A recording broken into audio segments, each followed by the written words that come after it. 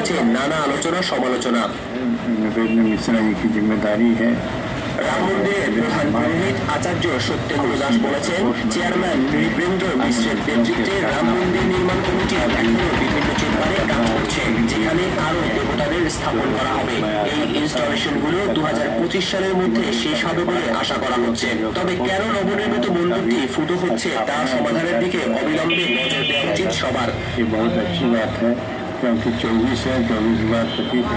জানা গেছে প্রায় বর্ষা বৃষ্টিতে মাত্র কয়েক ঘন্টার প্রবল বৃষ্টিতে রামপথের 3টি স্থান সহ 5টি বড় রাস্তা ধসে পড়েছে। রিকাবগঞ্জ রোডের চকের কাছে এবং পুলিশ লাইনের সামনে বড় বড় গর্ত দেখা দিয়েছে। অযোধ্যার এই রাম মন্দিরের স্থানে 1992 সালে 6 ডিসেম্বর পর্যন্ত দাঁড়িয়েছিল বাবরি মসজিদ, যে মসজিদ তৈরি করা হয়েছিল 1528 সালে। তবে